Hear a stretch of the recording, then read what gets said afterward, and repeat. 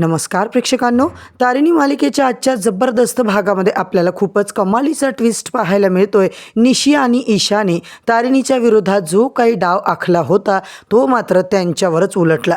तारिणीने असं काय केलं की निशी आणि ईशाची सगळी खेळीच उधळून गेली। घरात नेमकं काय चाललंय प्रेक्षकांनो, कोण काय चूक करतंय यापेक्षा चूक दुरुस्त करणं महत्त्वाचं आहे असं सांगत आता मात्र कौशिकीने आणि तारिणीने सुद्धा यांना सुनावलेलं असतं। इकडे मात्र काव्याला समजावत असतो तो म्हणजे तिचा केदू। तिच्यासमोर आता मनातलं सगळं केदार स्पष्ट करतो। आपल्या दोघांमध्ये दुसरं कोणी येतंय यामुळे आपलं नातं तुटायला नको हेच केदार तिला समजावून सांगत असतो। आणि होय प्रेक्षकांनो, काव्याला पटवून देण्याचा प्रयत्न करतो। तारिणी सुद्धा आता इकडे केदारची काळजी घेते, काव्याची काळजी घेते, सगळ्यांची काळजी घेते। पण या सगळ्यामुळे मालतीचा मात्र पारा चढतो। लग्नासाठी मुली फसवणं हा तर केदारचा छंदच आहे ना। अशा चक्क घाणेरड्या शब्दांमध्ये मालतीने केदारवर आरोपच केले। इतकंच नाही तर आपल्या घरातल्या मुलींना फसवल्याशिवाय केदारला दुसरं येतच काय असा थेट अपमान तिने मात्र केलाय। केदार शांतपणे काव्याला समजावत राहतो। तिचं मन मात्र लग्नासाठी तयार करण्याचा प्रयत्न करत असतो। इकडे मात्र प्रेक्षकांनो, कौशिकीचा डाव आता आणखीनच धोकादायक वळणावर पोहोचलेला आहे। एकीकडे तारिणीची काळजी असल्याचं दाखवते तर दुसरीकडे तारिणीला आपल्यावर संशय आलाय आणि तिने आपलं फोनवरचं बोलणं ऐकलंय हे मात्र कौशिकीला कळून चुकलंय।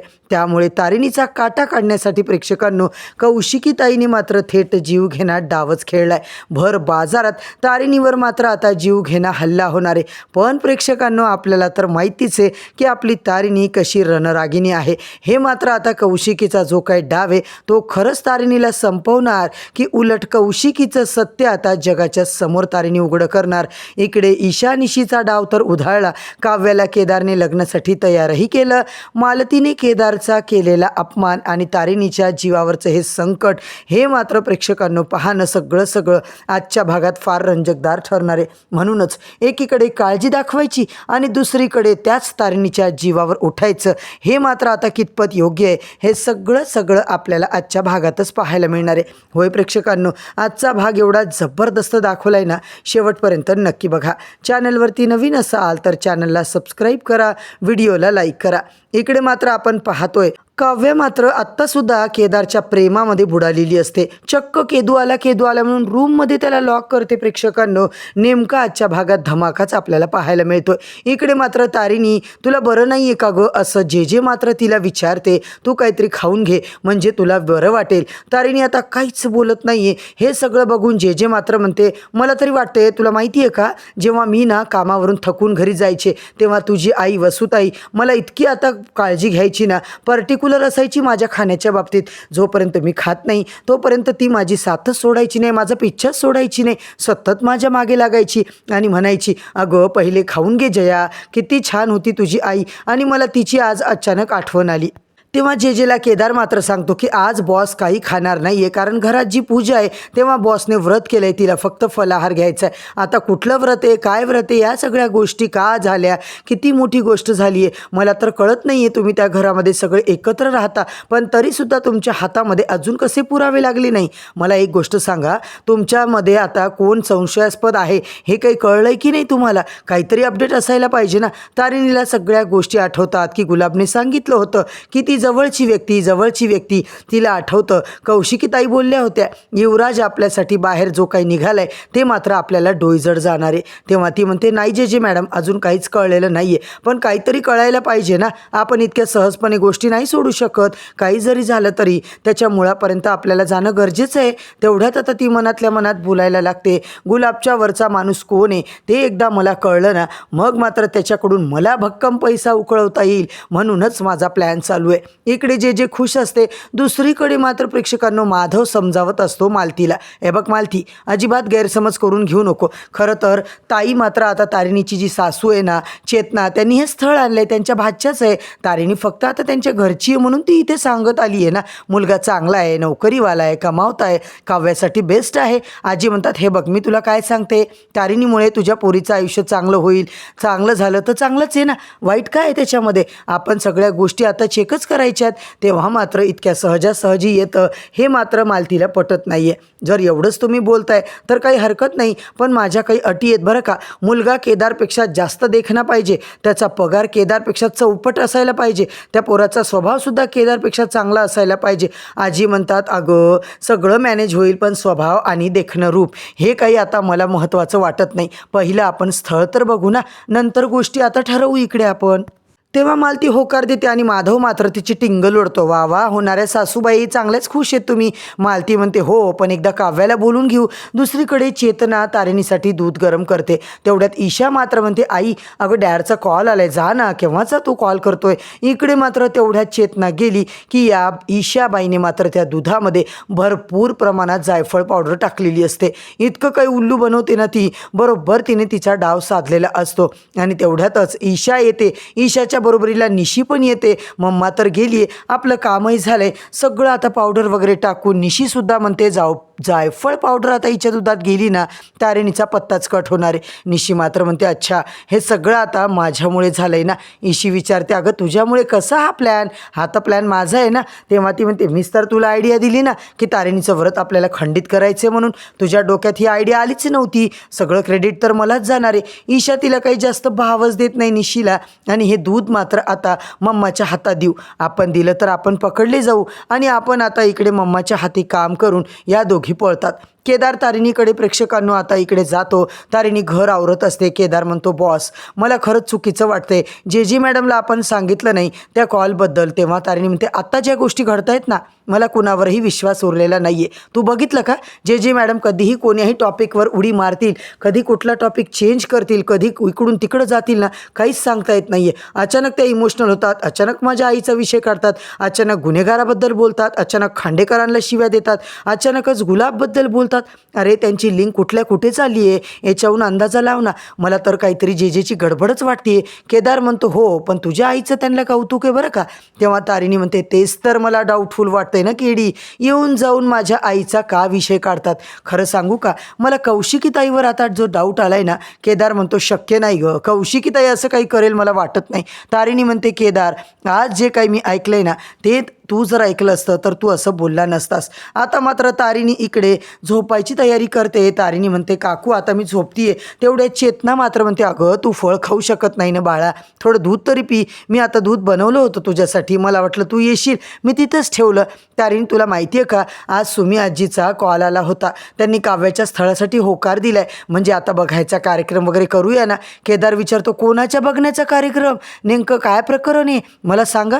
चेतना आता सगळं सांगते. काव्यासाठी माझ्या भाचा वैभव त्याचं आता स्थळ. इकडे म्हणतो अच्छा काव्यासाठी. चेतना म्हणते अरे हा तर खूपच जास्तच झालं ना. तारिणी म्हणते हो, त्या लाडक्या मेहुणीचं लग्न ठरतंय ना त्याच्या, मग आम्ही तर असूच ना मदतीला. चेतना मात्र हसते, सगळं चांगलं झालं ना, सगळी जबाबदारी तुमच्यावरच आहे रे बाबांनो. तारिणी केदार म्हणतात हो काकू तुम्ही काळजी करू नका, इकडे तुमच्या वैभव दादाचं आपण छानच करू. तारिणी आता हसते आणि ती मात्र प्रेक्षकांनो निशी ईशा आता बोलतात झालं. तारिणी काही आता ब्रह्ममुहूर्तावर उठायची नाही आहे, हिचा सगळा कार्यक्रमच खराब होणार आहे, हिची सगळी आता अब्रूच आपण काढणार आहोत. तर दुसरीकडे प्रेक्षकांनो काव्याला मालती समजावते. ती तिला म्हणते हे बघ मी तुला काय सांगते, चांगलं स्थळ आहे आता माझ्यासाठी, माझा केदूच बेस्ट आहे ग आई, मला नाही लग्न करायचं आहे, तोच मला आवडतो. मालती म्हणते अगं त्याला काय सोनं लागलं का, त्याचं लग्न झालं आहे. ती तारिणी त्याच्या मुळावर जाऊन बसली आहे ना. आता मात्र तू त्याच पोराला काय हे करतेस, तुझ्या आयुष्यात नवीन गोष्टी होऊ शकतात ग. आता तू लक्ष देऊ नको त्या केद्याकडे, जी व्यक्ती आपल्यासाठी बनलेलीच नाही आहे त्याच्यासाठी कशाला तू एवढी झुरते. इकडे मात्र आई मला नाही याच्यात पडायचं ग. ती मात्र म्हणते हे बघ तुला दार ओपन करावंच लागेल, मी तुला काय सांगते एकदा स्थळ बघून घे, तुला नाही आवडलं तर आपण नाही करू, नाही तुझ्या मनामध्ये नसेल तर नाही करू. ती म्हणते नाही ग मला नाहीच करायचं आहे, मला माझ्या केदूशिवाय कोणीही आवडत नाही. इकडे मालतीला पात्र ती पाठवून देते आणि दुसरीकडे तारिणी दुधाचा ग्लास बघून विचार करते. तेवढ्यात केदार मात्र प्रेक्षकांनो जबरदस्ती आता तो दुधाचा ग्लास तिला पाजवून टाकायला फोर्स करतो. मला आता दूध प्यायला बिलकुल आवडत नाही असं ती म्हणते, पण केदार अजिबात ऐकत नाही आहे. तू काही खाल्लेलं नाही आहे पण दूध प्यायलाच पाहिजे. तारिणी नको नको म्हणते आणि केदार मात्र माझ्या बायकोवर प्रेम आहे ना, मग आताच पटकन तुला दूध प्यायचे असं म्हणून तिला दूध पाजवून टाकतो. बरोबर तारिणी नको नको म्हणत दूध पिते आणि इकडे नाक दाब दाबून प्रेक्षकांनो तिला जबरदस्ती आता तो दूध पाजवतो. केदार आता जवळ तो चिमटा घेऊन येतो केसाला लावायचा. हे बघ माझं हत्यार, टिक टिक टिक करून आता तू जर दूध पिलं नाही तर याच्यानेच तुझं नाक दाबतो असं म्हणून तारिणी पटकन आता दूध पिते.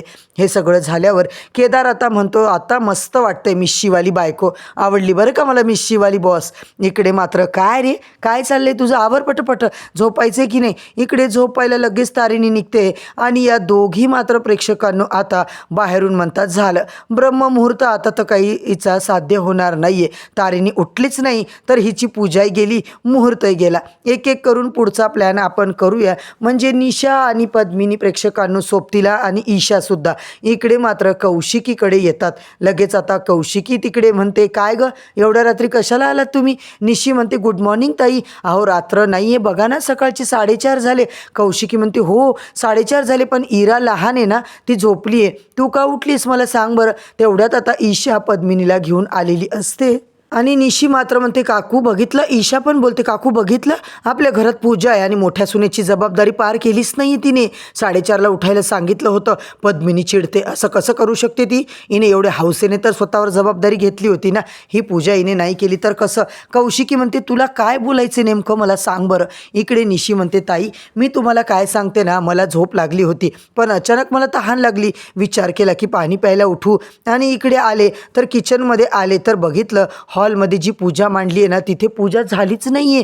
ती म्हणते अगं तुला काय बोलायचं आहे स्पष्ट बोल. म्हणजे तारिणी अजून उठलीच नाही आहे ताई, अजून आपल्या घरातली पूजा झाली नाही आहे, ब्रह्ममुहूर्त टळला तर.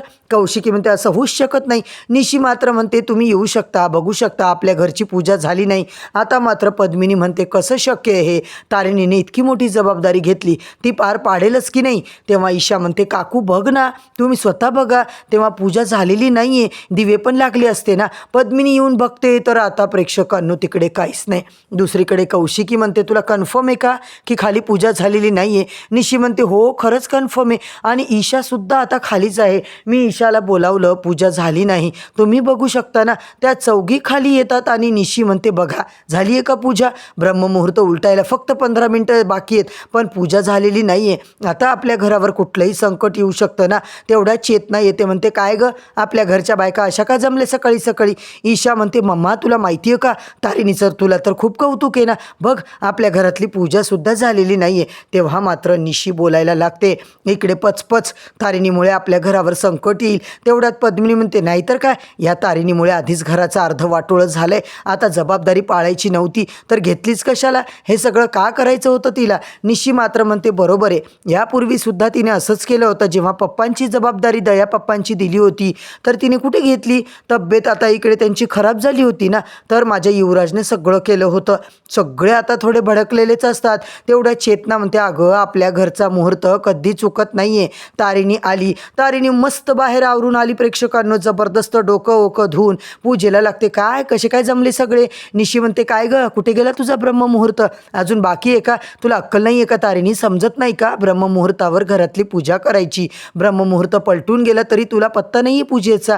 इकडे तारिणी मात्र बघते काय तुझं काहीतरी चुकतंय. मला वाटतंय आत्ता शिक 5 वाजायला 15 मिनटं कमी आहेत, 4:45 झालेत. ब्रह्ममुहूर्त 5ला संपतो ना, आत्ता शिक तर 4:45 झालेत ना, अजून माझ्याकडे 15 मिनटं आहेत ना, मी सगळं छान करणार आहे. तेवढ्यात प्रेक्षकांनो आता कौशिकी जाम चिडलेली असते. ती मात्र म्हणते काय चाललंय गं तुझं, या घरामध्ये एखादी वाईट गोष्ट होत असते, एखादा चुकला की तू फक्त चुकाच दाखवतेस निशिता. प्रत्येक वेळेला तुला चुका मोठ्या मोठ्या हायलाईट करून सांगायची अजिबात गरज नाही आहे. दुसरीकडे केदार मात्र आता दुसऱ्या दिवशी काव्याला समजवायला जातो. काव्या लगेच त्याला फरफटत तिच्या रूममध्ये घेऊन दारच बंद करते. तारिणी मात्र बाहेर म्हणते तुम्ही काळजी करू नका, केदार गेलाय ना तिला बोलवायला, बरोबर आता तो तिला बोलून तिची समजूत काढून लग्नाला तिला तयार करेल. तो परफेक्ट आहे त्याच्या कामामध्ये. इकडे तारिणी बोलत असते केदार नक्की तिला आता मनवतो आणि लग्नासाठी आता तयार करेल. आता मात्र मालती चिडते हो अगं बाई लग्नासाठी मुली पटवणं हा तर त्याचा छंदच आहे ना.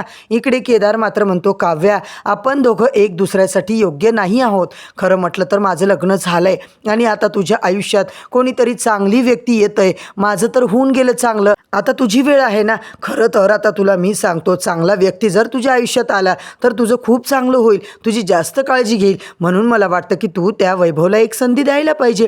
काव्य आता विचार करते आणि इकडे मात्र प्रेक्षकांनो केदारचं बोलणं तिला पटतं. आता मात्र खरंच काव्य लग्नाला तयार होईल का? तिच्या लाडक्या केदू बेबीचं ती सगळं ऐकेल का? हे सगळं पाहणं फारच रंजकदार ठरणार आहे. आणि मी प्रेक्षकांनो इकडे मात्र तारिणीवर जीव घेणा हल्ला होताना आपल्याला पाहायला मिळणार आहे. त्यातून तारिणी कशी वाचणार आहे, कसा जे कौशिकीचा डाव उधळून लावणार आहे, हे सगळं पाहणं रंजकदार ठरणार आहे. म्हणूनच प्रेक्षकांनो, चॅनलवरती नवीन असाल तर चॅनलला सबस्क्राईब करा, व्हिडिओला लाईक करा. उद्या परत भेटूया नवीन भागाच्या नवीन रिव्ह्यूसोबत. तोपर्यंत धन्यवाद.